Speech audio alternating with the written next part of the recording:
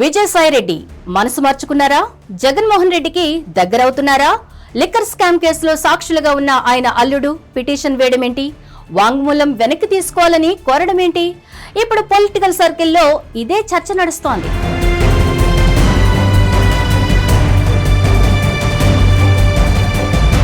విజయసాయి రెడ్డి వ్యవహారం ఇప్పుడు ఏపీ రాజకీయాల్లో హాట్ డిస్కషన్ గా మారిపోయింది. ఆయన విషయంలో రెండు పరిణామాలు ఇప్పుడు ఆసక్తికరంగా మారాయి. విశాఖ బీచ్ ను విధ్వంసం చేశారని ఆయన కుమార్తె కంపెనీపై కోర్టు ఆగ్రహం వ్యక్తం చేసింది. జీవీఎంసీకి నష్టపరిహారం చెల్లించాలని ఆదేశాలిచ్చింది. అదే సమయంలో లిక్కర్ స్కామ్ కేసులో సాక్షులుగా ఉన్న రోహిత్ రెడ్డి, శరత్ చంద్రారెడ్డి ప్రత్యేక దర్యాప్తు బృందానికి ఇచ్చిన వాంగ్మూలాలను వెనక్కి తీసుకోవాలని కోర్టులో పిటిషన్ దాఖలు చేశారు. కొన్ని నెలల కిందట విజయసాయిరెడ్డి వైఎస్ఆర్ కాంగ్రెస్ పార్టీకి గుడ్ బై చెప్పారు. అయితే ఆయన వ్యవసాయం చేసుకుంటానని చెప్పుకొచ్చారు. కానీ అనూహ్యంగా లిక్కర్ స్కామ్ కేసులు అనధికారిక అప్రూవర్ గా మారారు. ఆయనిచ్చిన సమాచారంతోనే వైఎస్ఆర్ కాంగ్రెస్ పార్టీ నేతలపై కేసుల నమోదు, అరెస్టులు జరిగాయని అంతా భావించారు. కానీ ఇటీవల విజయసాయిరెడ్డి ఫుల్ సైలెంట్ అయ్యారు. రాజకీయ సన్యాసం తీసుకుని వ్యవసాయ క్షేత్రానికే అంకితమయ్యారు.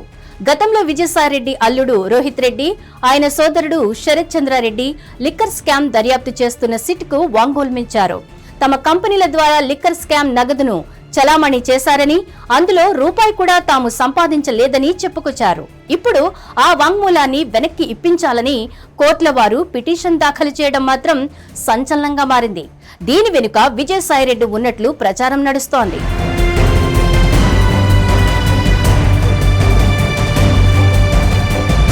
నిజానికి కేసులకు భయపడి విజయసాయిరెడ్డి వైఎస్ఆర్ కాంగ్రెస్ పార్టీకి గుడ్ బై చెప్పారని సాక్షాత్తు జగన్మోహన్ రెడ్డి చెప్పుకొచ్చారు. వైసీపీ శ్రేణులు సైతం ఇదే విషయాన్ని వెల్లడిస్తూ వస్తున్నాయి.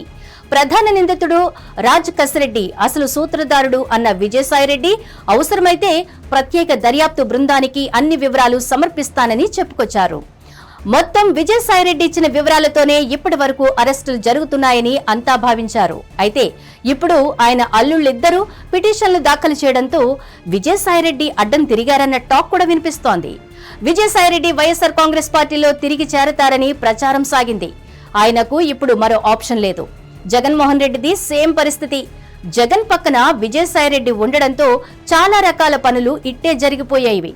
ఢిల్లీ స్థాయిలో చాలా పనులను చక్కదిద్దేవారు విజయసాయిరెడ్డి. కానీ జగన్మోహన్ రెడ్డికి ఇప్పుడు ఆ పరిస్థితి లేదు. పేరు మోసిన బిగ్ హ్యాండ్స్ కలిసి రావడం లేదు. ఇటువంటి తరుణంలో విజయసాయిరెడ్డితో రాజీ చేసుకుంటే మంచిది అన్న అభిప్రాయానికి వచ్చినట్లు తెలుస్తోంది.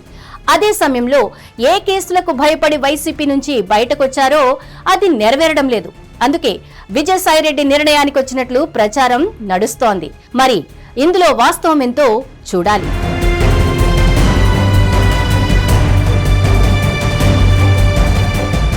హిట్ టీవీ యాప్, ఇందులో short news, live news, entertainment shows, movies, digital magazines తో పాటు మీ జిల్లా వార్తలను కూడా ఫ్రీగా చూడొచ్చు.